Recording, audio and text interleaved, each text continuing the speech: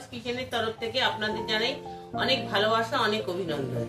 আশা করি আপনারা ভালো আছেন, আমিও ভালো আছি। আজকে আমি আপনাদের দেখাবো একটা পনিরের রেসিপি, যেটা হচ্ছে গ্রিন পনির। এর জন্য লাগবে অল্প একটুখানি পনির, আপনারা আপনাদের প্রয়োজন মতো পনির নেবেন। এছাড়া লাগবে গ্রিন করার জন্য একটু পালং শাক, ধনেপাতা, অল্প একটু টমেটো। আপনারা এই টমেটো বেটেও নিতে পারেন বা আপনারা আবার এই টমেটোর পিউরিও দিতে পারেন। এছাড়া লাগছে নুন, জিরের গুঁড়ো, আর একটু গ্রেভিটা ঘন করার জন্য আমি অল্প একটুখানি মাখানা আর সাদা তিল নিয়েছি। আমি এইগুলো পেস্ট করে নিয়ে আপনাদের কাছে আসছি। এই যে মশলাগুলো বাটবো বলেছিলাম, তার মধ্যে একটুখানি ওই ধনেপাতা, কাঁচা লঙ্কা, পালং শাক বেটে নিয়েছি, আর মাখানা আর সাদা তিল বেটে নিয়েছি। আর একটা জিনিস আমি মিস করে গেছি, যেটা হলো কড়াইশুঁটি। এই কড়াইশুঁটিটাকে পুরো বাটবেন না, আপনারা একটু হাত বাটা করে বেটে নেবেন। এইবারে এটা খুব চটজলদি রান্না, আমি পনিরটাকে হালকা করে ভেজে নেব।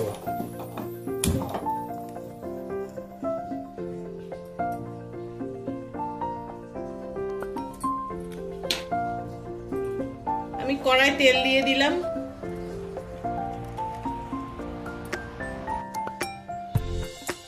আমি তেলের মধ্যে একটু ঘিও মিশিয়ে দিচ্ছি।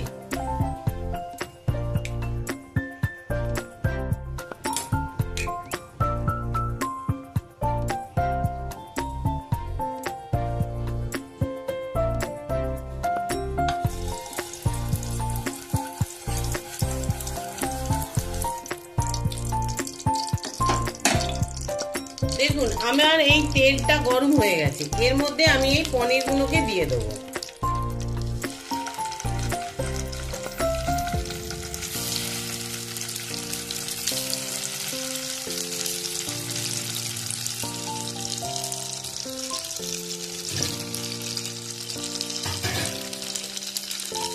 ভাজা হয়ে গেছে, আমি পনিরগুলো উঠিয়ে নিচ্ছি।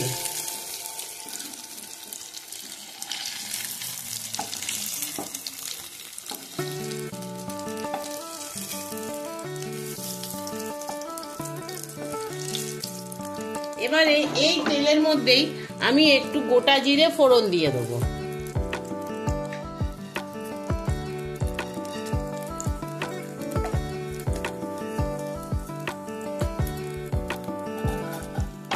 জিরের গন্ধটা একটু বেরোলে প্রথমে আমি এই কড়াইশুঁটি বাটাটা দিয়ে দেবো।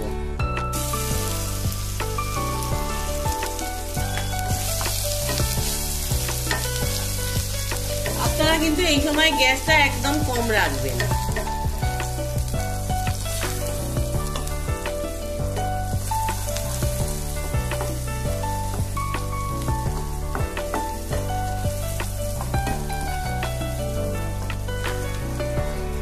কড়াইশুঁটিটা দিয়ে একটু ভাজার পরে এবারে আমি এই পালং শাক, ধনেপাতা, কাঁচা লঙ্কা বাটাটা আমি দিয়ে দিলাম।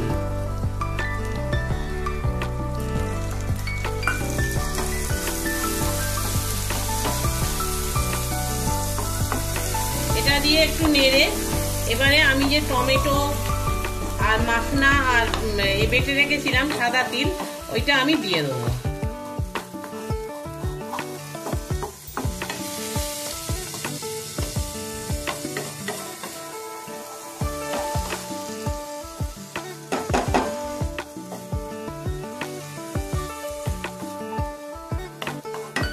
দেখুন, আমি এই বাটাটাকেও আমি দিয়ে দিলাম।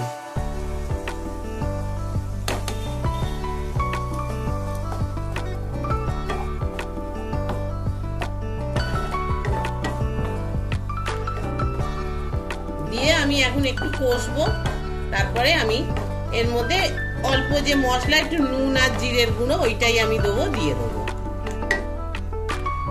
মশলাটা কষা হয়ে গেছে। এবারে আমি এর মধ্যে নুনটা দিয়ে দিয়েছিলাম তখন, আর এবারে আমি এর মধ্যে জল দিয়ে দেবো।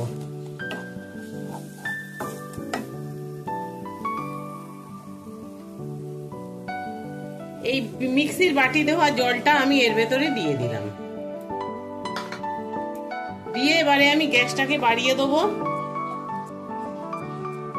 দিয়ে আর অল্প একটু জল দেবো। যেহেতু গ্রিন পনির আমি অল্প একটু জল দিয়ে দিলাম।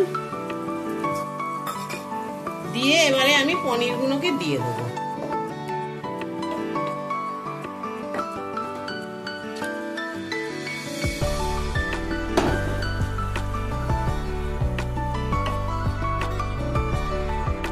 দেখুন আমার এটা ফুটে গেছে। পনির তো একটু মিষ্টি মিষ্টি না হলে ভালো লাগে না, তাই আমি একটু এর মধ্যে চিনি দিয়ে দিলাম।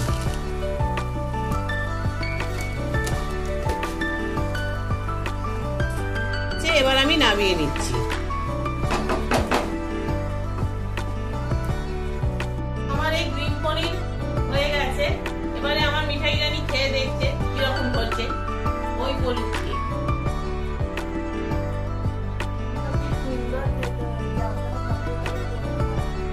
দেখুন ও বলছে খুব ভালো খেতে হয়েছে, আপনারা নিরামিষ দিনে এটা করে খেতে পারেন, মনে হয় আপনাদেরও ভালো লাগবে।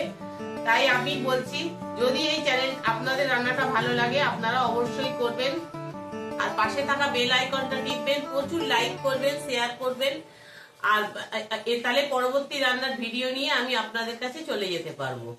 আর আপনারা সবাই ভালো থাকুন, সুস্থ থাকুন, এই আশা নিয়ে আমি চ্যানেলটা আজকের মতন শেষ করলাম।